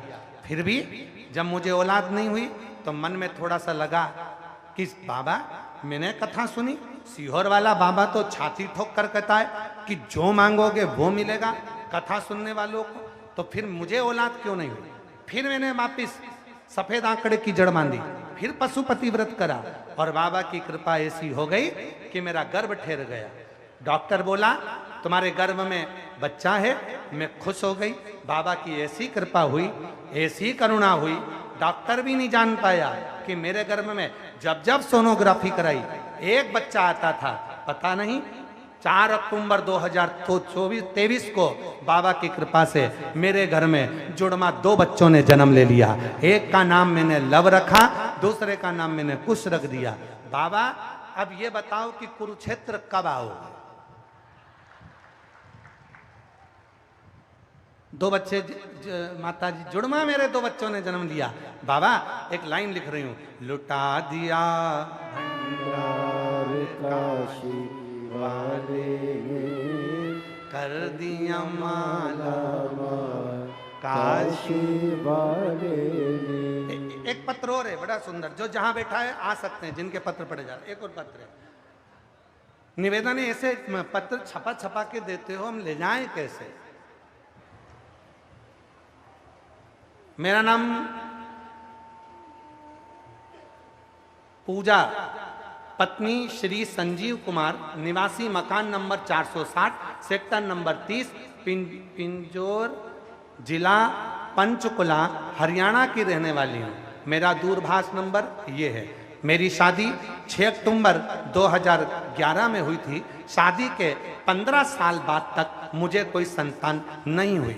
सन 2021 में मेरी ननद ने मुझे आपकी कथा के बारे में बताया। मैंने कथा सुनी, जैसा आपने बताया कि पशुपतिनाथ का व्रत करना है, मैंने व्रत 5 बार किया, साथ ही बताए गए उपाय 3 बार किए। फिर भी जब कुछ नहीं हुआ तब मेरा मन थोड़ा टूटा। तब गुरुजी आप कहते हो ना कि बेटा विश्वास रखो, एक दिन कथा पंडाल में बैठकर पूरी श्रद्धा से सुनो और अच्छे मन से प्रार्थना करो। आपके आदेश अनुसार 17 दिसंबर 2024 को मैं मेरे पति को मेरी बहन और ननद के साथ 250 किलोमीटर दूर मेरठ में एक दिन की प्रणाम करो। जब तक है जिंदगी तेरी कृपा बनी रहे, जब तक है जिंदगी मांगा है भोलेनाथ से वरदान एक भी, मांगा है भोलेनाथ से वरदान। बहुत सालों के बाद जुड़वा हुए हैं और ये बच्चा, ये दीदी कह रही है, बच्चा कहता है हम मिश्रा जी की गोद में जाके सिली सिलाए न तुम मोड़ लेंगे।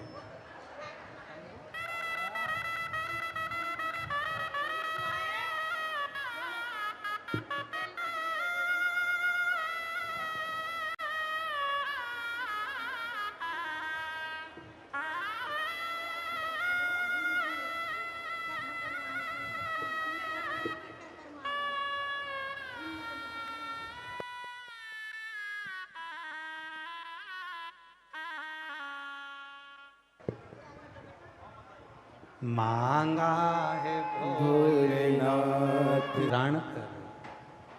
एक कुर्सी लगा दो बाबा जी के लिए, एक कुर्सी लगा दो बाबा जी के लिए।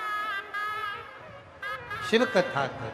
बाकी के जो लोग हैं सब नीचे चले जाएं, बाकी सब नीचे चले जाएं। शिव कथा कर रही है, भगवान शंकर का चरित्र, शिव महापुराण की कथा।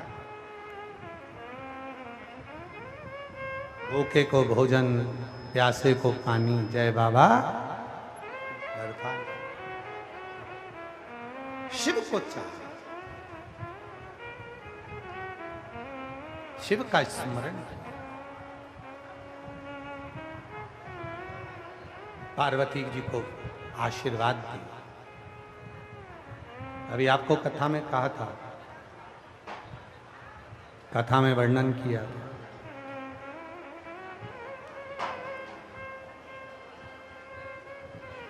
वरदान किसी को भी मिल सकता है, पर आशीर्वाद हर किसी को नहीं मिलता।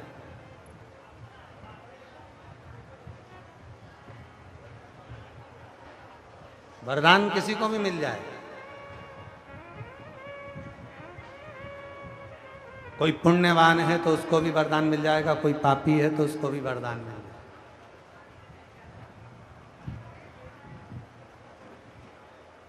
कोई अच्छा है उसको भी वरदान मिल जाएगा और कोई गलत है तो उसको भी वरदान मिल जाएगा। लंका के राजा रावण को भी वरदान मिल गया। हिरण्यकशिपु को भी वरदान मिल गया।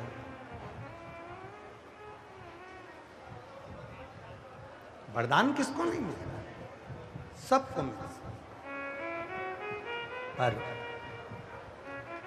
आशीर्वाद सबको नहीं मिलता। आशीर्वाद हर एक को नहीं मिल सकता।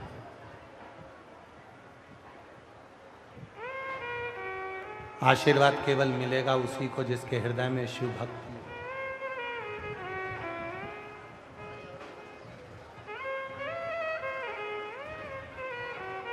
आशीर्वाद उसी को मिलेगा जिसके हृदय में शिव तत्व हो।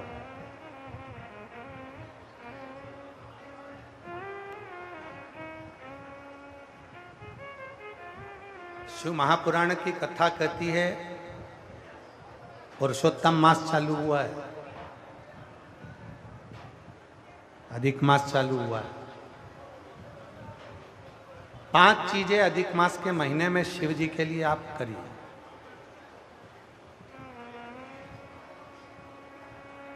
तीन वर्ष में एक बार अधिक मास आता है, पुरुषोत्तम मास आता है। हम पूरी कथा पुरुषोत्तम मास की भी आपको कथा के बीच में कहेंगे। इसलिए पुरुषोत्तम मास में जो कथा चल रही है 3 जगह पर, एक जगह करनाल में हो जाएगी, इसके बाद में फिर दुधाना गांव में महाराष्ट्र में हो जाएगी, फिर एक ऑनलाइन हो जाएगी। ऐसी 3 कथा हमने अधिक मास पार्ट 1, अधिक मास पार्ट 2, अधिक मास पार्ट 3, इस नाम से हम इस कथा को दिए। पूरे पुरुषोत्तम मास में, अधिक मास में आपको 3 कथाएं हम श्रवण कराएं, बाबा की कृपा हुई तो।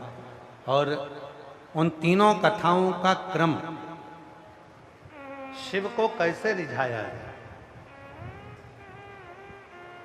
5 चीजें धारण करो। आज 17 मई से अधिक मास प्रारंभ हुआ है, जो 15 जून तक चलेगा। इस 15 जून तक के अधिक मास में 5 चीजें अपने अंदर धारण करना है। पहले नंबर का, शिव जी को 1 लोटा जल सुबह से लेकर शाम तक के बीच में कभी भी चढ़ाना जरूर। दूसरा, शंकर जी के मंदिर में या बेलपत्री के नीचे या तुलसी के क्यारे के पास में एक दीपक अवश्य लगाएं। चाहे सुबह लगाएं, चाहे शाम को लगाएं, तुम्हारी मर्जी पड़े तब। दीपदान जरूर करो, जल जरूर चढ़ाओ। तीसरा, एक बेलपत्री को रख लें और उसी बेलपत्र को पहले दिन से लेकर 17 मई से लेकर, अधिक मास के पहले दिन से लेकर अधिक मास के आखिरी दिन तक 15 जून तक एक ही बेलपत्र को एक कागज में या किताब में उसको रख लें। उसको रोज शिव जी को समर्पित करें। श्री शिवाय नमस्तुभ्यम बोलकर अपनी कामना करें। वापिस उठाकर उसको अपने किताब में रख लें। फिर कल वापिस समर्पित करें, फिर वापिस रख लें, फिर वापिस समर्पित करें। 1 महीना अधिक मास का, पुरुषोत्तम मास का, यदि एक ही बेलपत्र को सर्वत्र चढ़ाया जाए, उसी बेलपत्र को बारंबार समर्पित करा जाए और उस बेलपत्र को अधिक मास पूर्ण होने के बाद फिर उसको जो आप मालपुआ दान करते हैं, उस मालपुए के साथ अगर दान कर दें तो जिंदगी में कभी किसी के दरवाजे पर हाथ नहीं फैलाना पड़ेगा। भगवान इतनी बरकत आपको प्रदान करे, इतनी बरकत दे। एक बेलपत्र, वही बेलपत्र पहले दिन से चालू होती है। किसी भी शिवलिंग पर, चाहे पार्थिव पर चढ़ा लो, आप चाहें तो अपने, हम गुरुजी हम वहां पर नहीं हैं, हम कथा में रहते हैं, हम कथा सुनने जाते हैं, तो हम कहाँ चढ़ाएं? एक कंकर उठाओ, पार्थिव पे चढ़ाओ। पेड़ के नीचे पार्थिव बनाया, उसी पे चढ़ा के रख ली। फिर उसी को बेलपत्र को, उसी बेलपत्र को बारंबार पूरे अधिक मास के महीने में 1 महीने तक उसी बेलपत्र को चढ़ाना है, उसी को रखना है। फिर आखिरी दिन जो अधिक मास पूर्ण होगा, उस दिन उस बेलपत्र को मालपुए पे रखकर शिव जी को चढ़ाकर लेके आना पहले, फिर मालपुए पे रखना और उसको रखकर फिर भगवान उस मालपुए को तुम दान, मालपुआ दान नहीं कर सकते तो तुम बतासे दान कर दो, पर मीठे के साथ उस बेलपत्र को दान किया जाए। बतासा है, मिठाई है, कोई 33 कोई भी सामग्री 33 जो मीठी हो वो रखकर आप दे सकते। कभी किसी के दरवाजे पर कितनी भी मुसीबत आ जाए, कितना भी दुख आ जाए, कितनी भी तकलीफ आ जाए, कितना भी कष्ट आ जाए, कितना भी कष्ट आ जाए, आपको किसी के आगे हाथ नहीं फैलाना पड़ेंगे। लक्ष्मी की व्यवस्था स्वयं मेरा कुबेरेश्वर महादेव, मेरा महाकाल राजा, मेरा विश्वनाथ स्वयं एक बेलपत्र वही चलती। 5 चीजें करना है आपको। पहले नंबर पर जम के बोलो जल, दूसरे नंबर पर दीप, तीसरे नंबर पर बेलपत्र, चौथे नंबर पर भगवान शंकर के मंदिर में नंदी के दोनों सींगों के बीच में से शिव के शिवलिंग का दर्शन।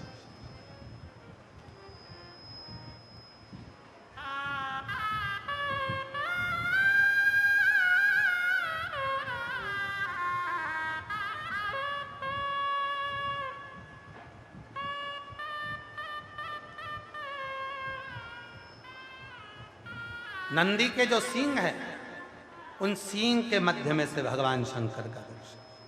क्यों? किस लिए? अगर पुरुषोत्तम मास में, अधिक मास में हम नंदी के दोनों सींगों के बीच में से शंकर के शिवलिंग का दर्शन कर लेते हैं तो अपने अंतिम सांस तक शरीर के अंदर कोई बड़ी बीमारी कभी नहीं आती, कोई गंभीर बीमारी कभी नहीं, क्योंकि ज्येष्ठा का अधिक आया है।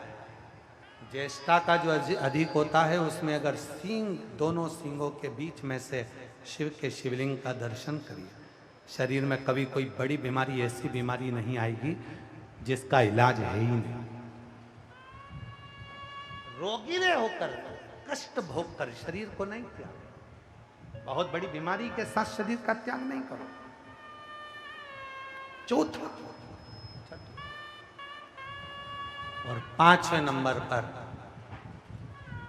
भगवान शिव के मंदिर में, भगवान शंकर के मंदिर में या शिव कथा में या जहाँ हो वहाँ प्रदोष काल में, प्रदोष का समय, सूर्य डूबने का समय जब हो उस समय पर 5 बार 7 बार या तो पंचाक्षर मंत्र नमः शिवाय या षडाक्षर मंत्र ओम नमः शिवाय या श्री शिवाय नमस्तुभ्यम का जप।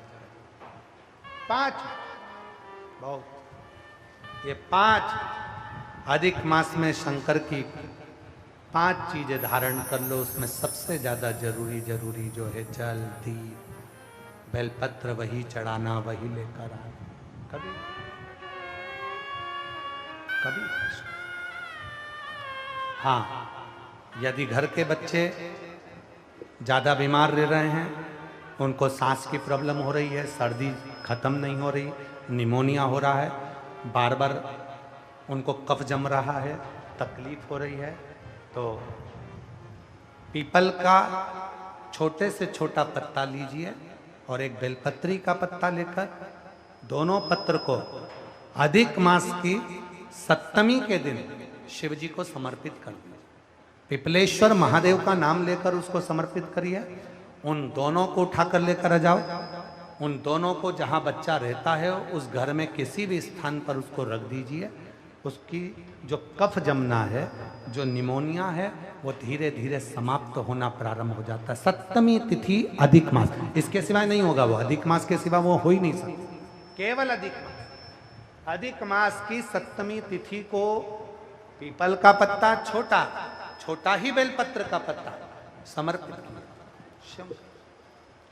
नाम लेना है पिपलेश्वर महादेव। क्या नाम है? जम के बोलिए जरा, पिपलेश्वर महादेव। हमने पहले भी कथा में कहा, एक है कुंदकेश्वर महादेव, जो दवाई नहीं लगती, कुंदकेश्वर का नाम का स्मरण करो। कफ शरीर में निमोनिया सर्दी इसको समाप्त करने के लिए पिपलेश्वर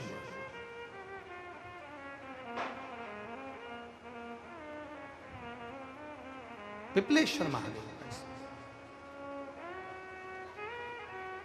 शिव कथा का पार्वती मैया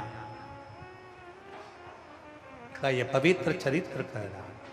वरदान किसी को भी मिले, आशीर्वाद नहीं मिल सकता। थोड़ा तप कर लीजिए, वरदान मिल जाएगा, आशीर्वाद नहीं मिलेगा।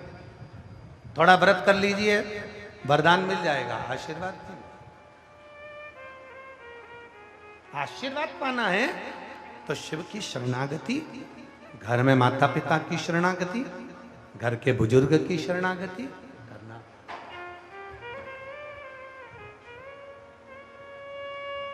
और शंभु शरणे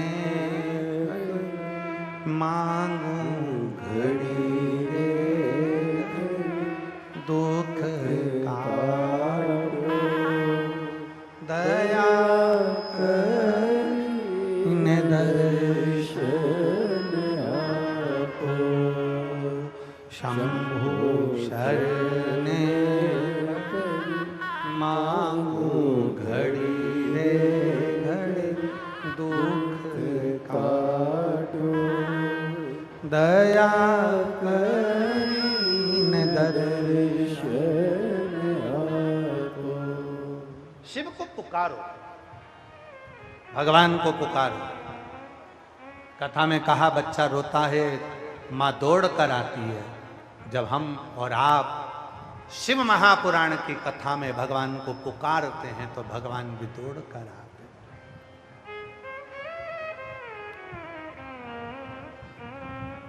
और पुकारने के लिए सबसे ज्यादा जरूरी है आपकी हृदय की प्रसन्नता,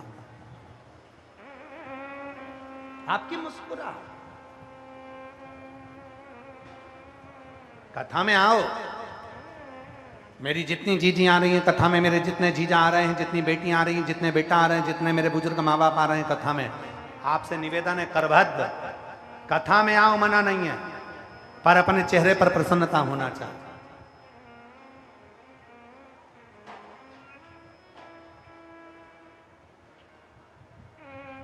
कथा में आना, ये सोचकर मत आना कि मेरे को आगे बैठने को मिलेगा। कथा में आना तो ये सोचकर मत आना कि मैं आगे बैठूंगा, मेरी उससे पहचान, मेरी उससे पहचान, मेरी उससे पहचान, मेरी उससे पहचान। ना ना ना, शिव के होकर आओ कि मेरा बाबा मुझे जहां बिठाएगा वहां बैठूंगी, और मेरा बाबा जो मेरी झोली में डाल देगा मैं उसको लेकर चली जाऊंगी। बस तो कथा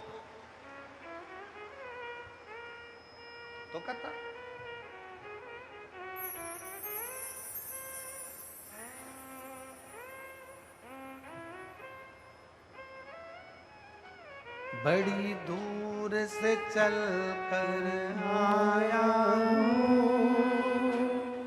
मेरे बाबा तेरे दर्शन के लिए, बड़ी दूर से चल कर आया मेरे बाबा तेरे दर्शन के लिए, मेरे बाबा तेरे दर्शन के लिए। एक बेल पत्र में लाया हो, एक बेल पत्र में लाया हो।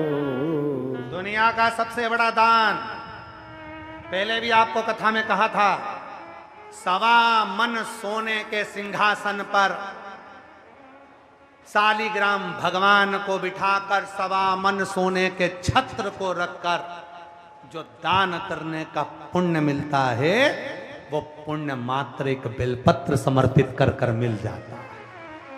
एक बेल, केवल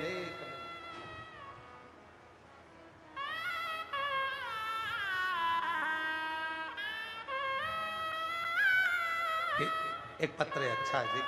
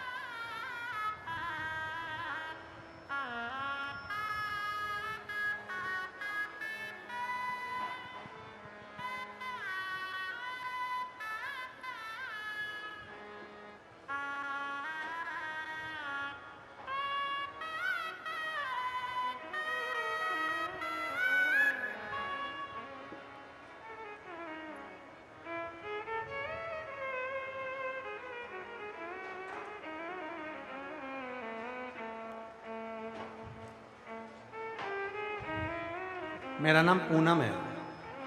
मैं बापोली गांव, जिला पानीपत, हरियाणा की रहने वाली हूँ। कहीं बैठी हो तो हाथ हिला सकती हैं। मेरा मोबाइल नंबर ये है। मेरा नाम पूनम है। मैं आप ही हैं, आ जाओ, बेलपत्र ले जाना। मैं बापोली गांव, जिला पानीपत, हरियाणा की रहने वाली हूँ। मेरा मोबाइल नंबर ये है। 2024 में मुझे छाती में गठान हो गई। फिर जांच कराने के बाद पता चला कि कैंसर की गठान है। गुरुदेव, प्रतिदिन तबीयत बिगड़ती चली गई। हमने डॉक्टर को इलाज के बारे में कहा तो डॉक्टर ने जवाब दे दिया, क्योंकि कैंसर 3rd स्टेज के भी पार कर चुका था। डॉक्टर ने कह दिया था कि शरीर में पूरे में कैंसर फैल चुका है। उसी समय पर मेरी मम्मी मेरे सिर पर हाथ रखकर कहा, तू चिंता मत कर। सीहोर वाला बाबा कहता है, जब सारे रास्ते बंद हो जाएं तो केवल उस शिव पर भरोसा रख, वो सब ठीक कर दे। गुरुजी, मैंने रोते हुए मम्मी से कहा, मम्मी, जब डॉक्टर ने जवाब ही दे दिया तो उसमें भोले बाबा क्या करेंगे? उसमें मम्मी, अब मैं नहीं बचूंगी। मम्मी ने कहा, तू 1 लोटा जल भर और मंदिर में जा, सारी बातें भोले बाबा को कहकर आया कर। साथ में कहना, वो सीहोर वाला बाबा कहता है, बाबा आप जब हमारी ना सुने तो वो सीहोर वाले बाबा की तो सुनो। मुझे ये बीमारी है बाबा, आप उस बीमारी को मिटा दो। बाबा, हम उसी समय पर गुड़गांव के वेदांता हॉस्पिटल में गए, वहाँ पर इलाज कराने के लिए। वेदांता हॉस्पिटल में टेस्ट कराया गया तो कह दिया गया कि ये पूरा कैंसर शरीर में फैल चुका है, बचने की उम्मीद नहीं। तब एक डॉक्टर इंग्लैंड से आया है, उससे और मुलाकात करो। हम लोग उससे मुलाकात करी। उसने हमारे गले में एक रुद्राक्ष को देखा तो वो डॉक्टर भी आपको पहचानता था। उसने कहा, तक क्या तुम प्रदीप मिश्रा की कथा सुनती हो? और तब उस कथा का डॉक्टर ने कहा कि अब तुम चिंता मत करो, तुम्हारे पास में अगर ये रुद्राक्ष है तो तुम बच जाओगी, ये मेरा विश्वास कहता है। इंग्लैंड का डॉक्टर था गुरुजी। आज बाबा को धन्यवाद देने के लिए आई हूँ। उस डॉक्टर को हमें तो लगा कि शिवजी ने खुद भेजा है, और उस डॉक्टर का इलाज करवाना प्रारंभ करा। कीमो लिए, जो दवाई डॉक्टर देता था वो कुंदकेश्वर महादेव के नाम से खाई, और बाबा की कृपा से मेरी अगली जो रिपोर्ट आई उसमें मेरा कैंसर नील हो गया। मैं बाबा को यहाँ प्रणाम करने के लिए, बाबा को नमन कर।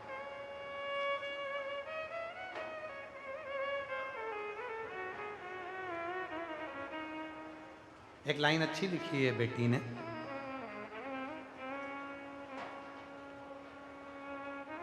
एक लाइन में उसने लिखा, आप लोग पढ़ो जरा, एलईडी पर पढ़ा करो। हर संकट कटा मेरा, मैं आज जिंदा हूं क्योंकि वो रखवाला मेरा। गुरुजी, आपके लिए 2 शब्द कहती हूं। जन्म के दाता मात पिता हैं, आप कर्म के दाता हैं। आप मिलाते हैं ईश्वर से, आप ही भाग्य विधाता हो।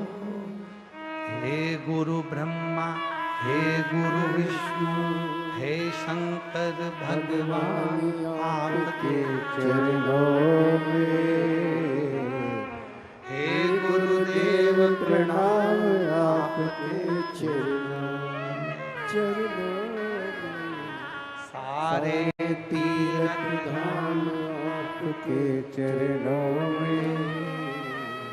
हे गुरुदेव प्रणाम, आपके चरणों में।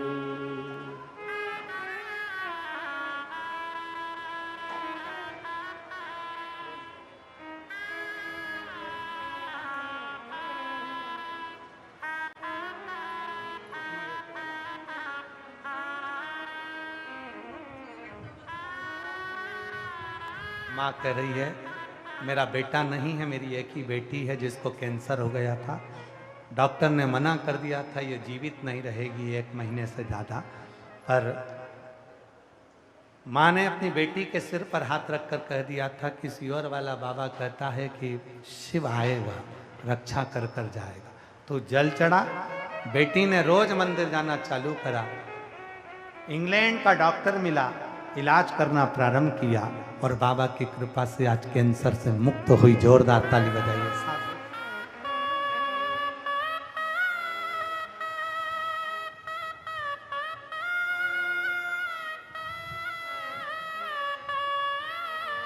मेरा तू ही तो हमदर्द है, जिसे हर दर्द कहता है। शिव कथा कर रही है, भगवान शंकर का चरित्र एक भाव निर्मलता से।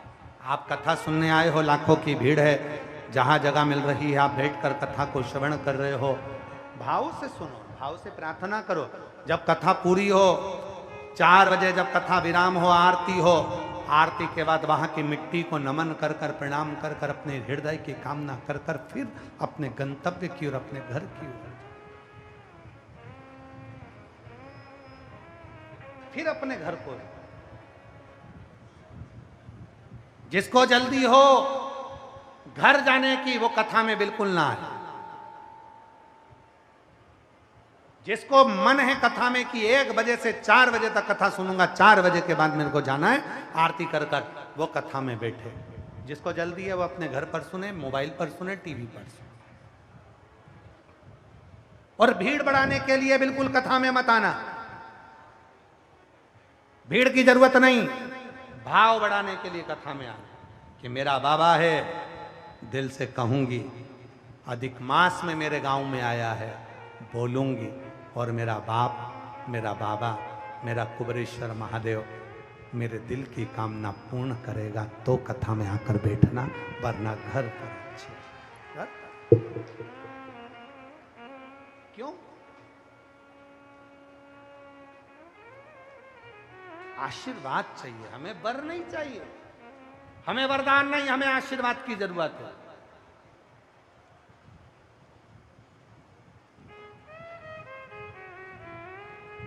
देवराज नाम का एक ब्राह्मण था, अपने कर्म से वंचित हो गया था।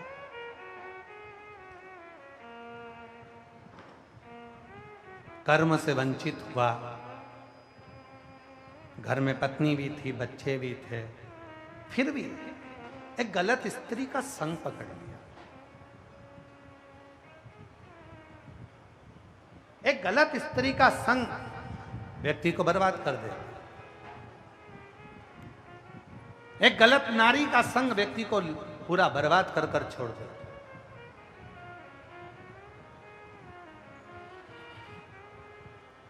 और देवराज को एक स्त्री ने पकड़ लिया, और स्त्री ने देवराज को पकड़ लिया। एक दिन वो स्त्री ने कहा, जो रानी के गले में हार पड़ा है वो हार मुझे चाहिए। देवराज उसको चोरी करने गया, चोरी कर कर ला रहा था, शरीर में ताप पड़ गया था। शिव मंदिर में जाकर उसको ठंड लगकर वो चुभ गया।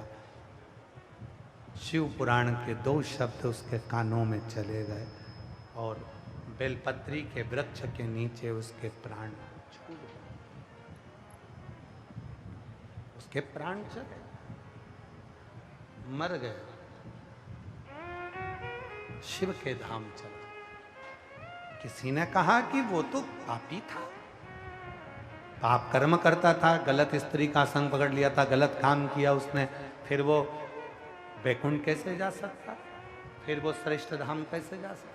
शिव के धाम कैसे जा सकता? 33 कोटि देवता में केवल एक देवता है, देव अधिदेव महादेव, जो तुम्हारा धन नहीं देखते, जो तुम्हारा सुख नहीं देखते, जो तुम्हारा वैभव नहीं देखते, वो तुम्हारा पाप भी नहीं देखते।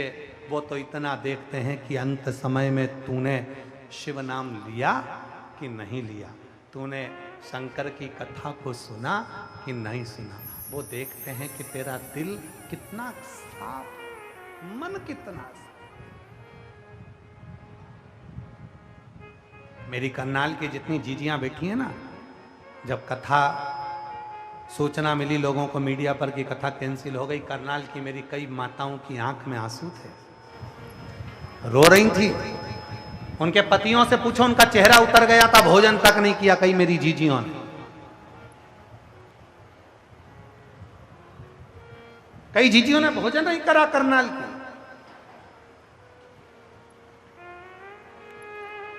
गरुड़ा की कई मेरी माताओं ने अन्न नहीं पाया, रोने लगी, आंखों में आंसू भर गए, जल निकलने लगा।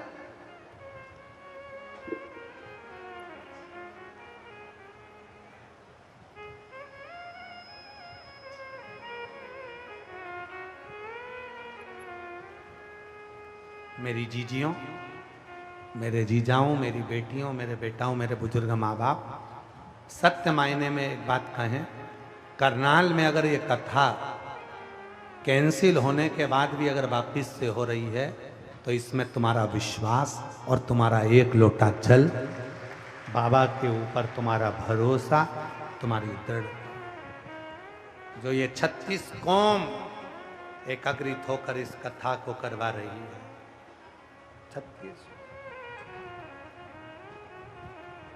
एक यूट्यूबर, जितने यूट्यूबर, और हम आपसे भी कहेंगे यहां से जाते जाते एक सेल्फी लेकर जाना, एक वीडियो बनाकर जाना कि ये है मेरा करनाल,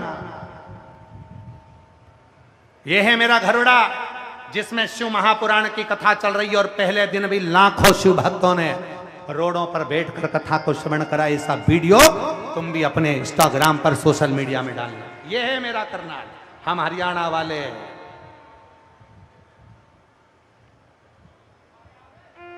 ये वो भूमि है जो साधारण नहीं है।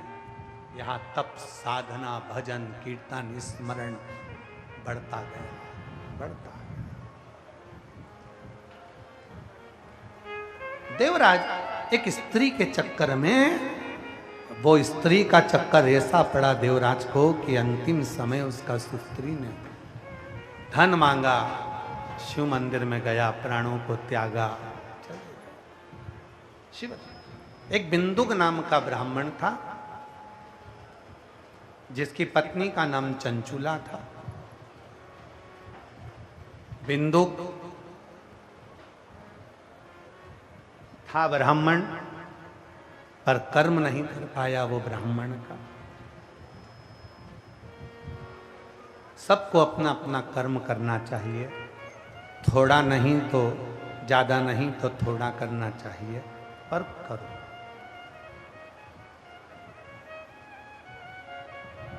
प्रतिदिन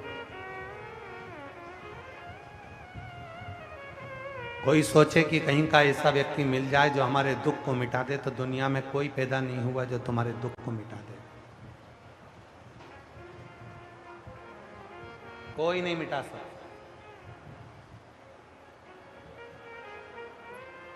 अपने दुख को अपने को खुद मिटाना है, अपनी मेहनत अपने को करना। दुनिया में ऐसी कोई कुर्सी नहीं बनी जिस कुर्सी पर तुम नहीं बैठ सकते। दुनिया में ऐसा कोई पद नहीं बना जिस पद पर तुम नहीं बैठ सकते। बस अपनी मेहनत, अपनी लगन और अपना कर्म बहुत जागरूक, और अपना कर्म बहुत जागरूकता के साथ करना पड़े। रात दिन एक करना पड़े,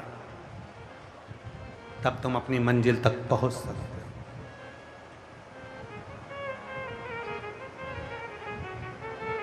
और आधे से ज्यादा लोग तो इंतजार में लगे रहते हैं, अभी समय अच्छा नहीं चल रहा, भगवान ना जाने हमारे को क्या हो गया, मेरा समय अच्छा नहीं चल रहा, मेरा समय अच्छा नहीं चल रहा। तो ऐसे बोलने से समय अच्छा चल जाएगा क्या?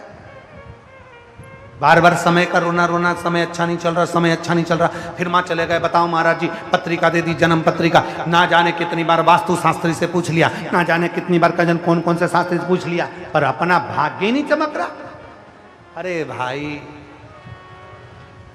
सब कुछ बदल कर देख लिया तो थोड़ा अपने आप को बदल कर देखो। जब अपने आप को हम बदलेंगे, अपने आप सब कुछ बदलना प्रारंभ हो जाएगा। सब कुछ बदलना, हम बदल ही नहीं रहे अपने आप को। हम तो लगे हैं कोई मिल जाए, गड़ा हुआ धन देकर चले जाए, कोई मिल जाए भभूति फेंक कर चले जाए तो हमको ऐसा हो जाए। ना ना, अपनी मेहनत करें, अपनी मेहनत, और स्वयं को करना पड़ेगा, कोई दूसरा नहीं। बिंदु प्रेत योनि में पड़ गया। चंचुला देवी को मालूम पड़ा कि मेरा पति मर गया है, उसका अंतिम संस्कार कर दिया, फिर भी वो प्रेत योनि में पड़ा था। एक दिन चंचुला देवी काशी चली गई। काशी में पहुंचकर चंचुला ने शिव महापुराण की कथा को श्रवण किया, सुना। जैसे ही जा रही थी, पानी में पांव फिसल गया, सीढ़ी से नीचे गिर गई, सिर में चोट लग गई, मर गई। चंचुला मरी, माता पार्वती जी की सहेली बन गई। सहेली माता पार्वती की। माता ने पूछा, चंचुला तू इतनी मौन रहती है, चुप रहती है, क्या बात है? तेरे मुख से कोई शब्द नहीं निकलता चंचुला। चंचुला बोली कि मेरा पति प्रेत योनि में पड़ा हुआ है, उसकी मुक्ति नहीं। इतनी सी बात? जा शिव महापुराण की कथा सुन। चंचुला ने कहा, कौन कथा सुनाएगा? तब तुमरुका जी से कहा, शिव जी के एक ऐसे भक्त तुमरुका जी जिनका घोड़े का मुंह लगा है, हाथ में तानपुरा करताल है, शिव जी के सिवा उनके कानों में कोई शब्द ही नहीं जाता। केवल शिव की चर्चा, केवल शंकर का ही गुणगान, उसके सिवा कुछ। तुमरुका जी से कहा कि मुझे कथा करवाना है। तुमरुका जी बोले, कथा तो कर दूंगा, पर इसका यजमान कौन बनेगा? कोई यजमान भी तो चाहिए ना कथा सुनने के लिए। और करनाल की इस पवित्र धरा पर घरोड़ा में जो जजमान बनकर 32 कौम 36 कौम जो बैठी है, और इसमें भी जो मुख्य यजमान का पद ग्रहण कर कर जो इस कथा का आयोजन करवा रहे हैं, मैं उनको पुनः पुनः साधुवाद देता हूं कि भगवान की कृपा समझना कि पुरुषोत्तम मास में ये शिव महापुराण का यजमान कोई नहीं होता। यजमान के रूप में स्वयं शंकर और पार्वती बैठकर कथा के यजमान बनते हैं।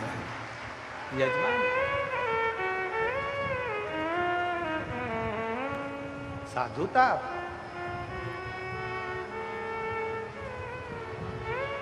कथा सुनी। चंचुला देवी के लिए स्वयं शिव और पार्वती यजमान बन गए। ईसर गोरा बनकर, गणा गोर बनकर, सिर पे फिटा बांधकर, दुल्हन सा श्रृंगार कर कर भगवान शिव और पार्वती यजमान बनकर कथा सुनने के लिए चले और कथा श्रवण कर रहे हैं। ईसर जी गोरा जी आ रहे हैं, जोरदार ताली बजाकर उनका स्वागत करें। गणा और गौर पधार रहे हैं। बोल ईसर गोरा भगवान की, गणा